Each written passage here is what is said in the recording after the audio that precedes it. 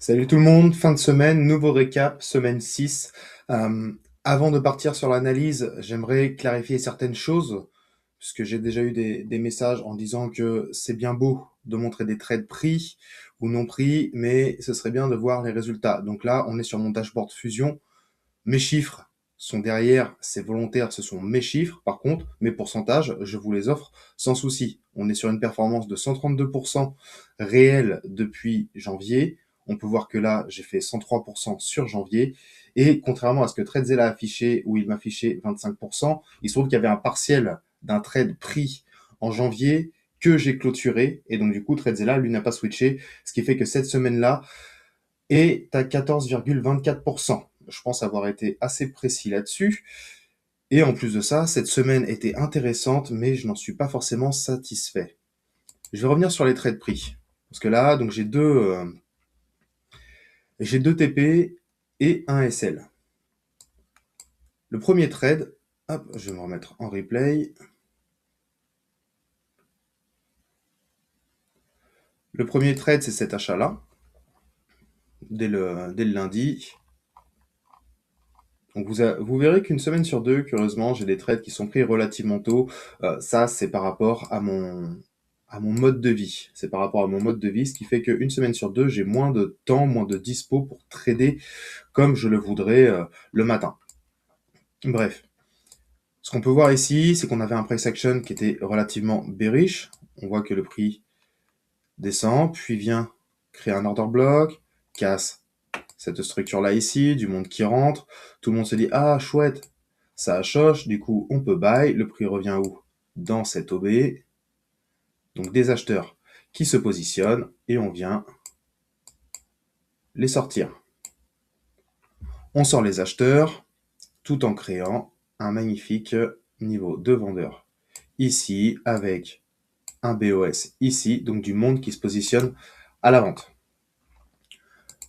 Le trade, oui, le trade est très précis. C'est par chance. C'est par chance. Je rentre au marché, j'exécute au marché sur le comportement des bougies. Et donc ce premier trade-là, comme je disais, ce premier trade-là, on a eu notre mouvement qui est venu liquider. On a un niveau qui se crée ici, un haut, un bas. On casse des structures, du monde qui se positionne à l'achat avec des stop-loss ici. On offre des réactions. On vient liquider. Et d'ailleurs, le trade est mal positionné puisque je suis rentré ici, là. Voilà. Je suis rentré là avec le stop-loss. Là, 2,9, c'est ça. Ce que je visais, c'était relativement simple. Je visais, hop, je vais me repasser sur du M5. J'ai pris ce trade plutôt en considérant qu'à 8 heures, on a très souvent un timing où on va faire croire des choses au retail. Et donc à 8 heures, j'avais ce niveau ici, qui était finalement l'order block, qui crée la cassure. Donc j'ai pris le trade en supposant qu'à 8 heures, on offrirait une réaction sur ces niveaux pour liquider avant de partir à la baisse. C'était mon narratif, c'était mon idée. Donc j'ai pris un partiel ici. Je pensais que le prix pouvait quand même remonter un peu plus haut, hein. Donc j'ai pris mon partiel ici. Et le prix nous fait quoi ensuite? Là, il offre des réactions à 8 heures. On liquide. Là, on est revenu me BE.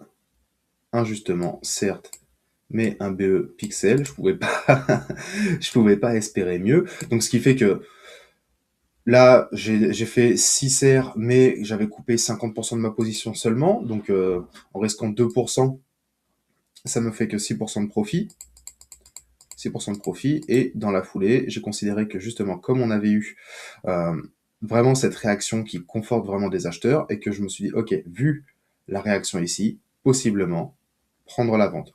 Cette vente-là n'était pas des plus pertinentes, on était hors timing. Hein, je suis rentré, voilà, ça s'est fait vite. Hein. Ça s'est fait vite. Ça, c'est un trade que j'aurais clairement pu éviter. C'est d'ailleurs noté dans ma data. Et je sais pertinemment que je n'aurais pas dû le prendre et je vais éviter de reprendre ce genre de trade.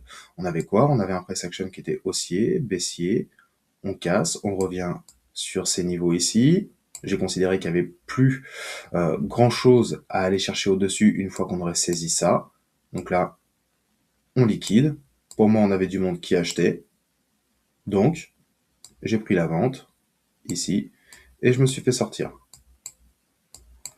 Donc voilà pour le SL. Donc ça fait un petit TP, un SL.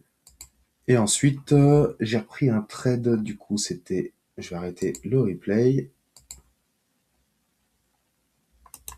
Voilà. Alors faites-le moi savoir quand vous verrez la vidéo si ça lag. Je pense vraiment que Tela a décidé de me saouler et que je vais passer sur Loom. Donc n'hésitez pas à me le dire. Voilà, la vente ici. J'aurais pu prendre la vente suivante, mais j'ai préféré couper ma semaine. Voilà, je me retrouve avec mon profit. Alors, qu'est-ce qu'on avait comme histoire?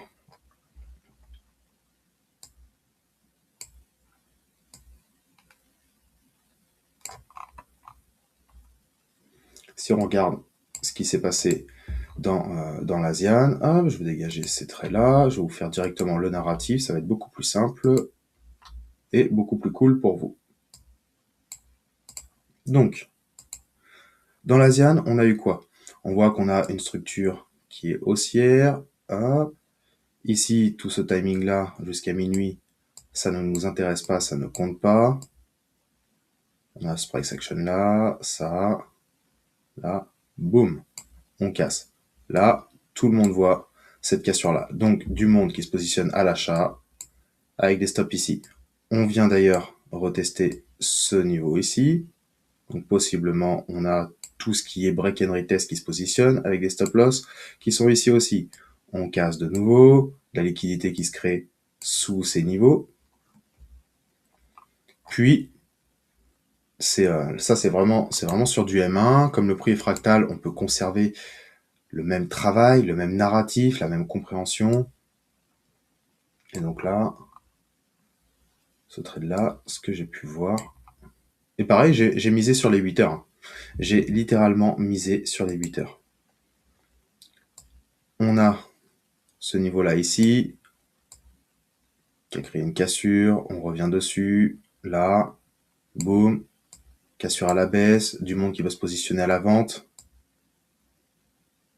On vient ici. Hein, et là, ah, ça c'est amusant. Quand j'ai pris le trade, ah oui, mais c'est sur Forexcom.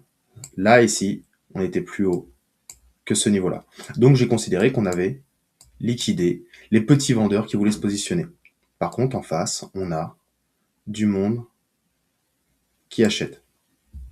Regardez bien à quelle heure le prix offre sa dernière réaction avant de percer ce niveau d'acheteur. Donc la vente, je l'ai prise au marché, c'est vraiment sur la candle react.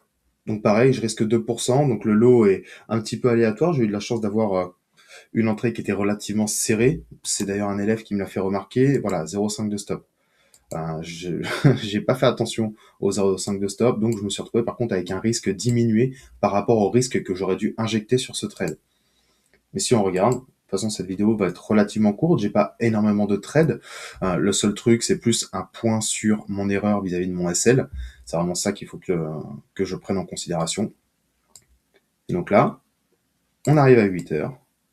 Dernière réaction qui casse des structures, qui conforte toujours nos acheteurs dans cette zone.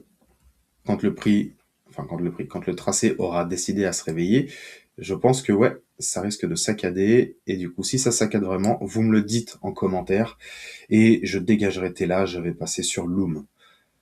Donc, on a créé une cassure ici, puis voilà, 8h15, 8h, boum, on liquide tous nos acheteurs. Donc là, je vous laisse deviner ce qui se passe ensuite. Si on a plus d'acheteurs et du monde qui s'est positionné à la vente là-dedans, que va vouloir faire le prix?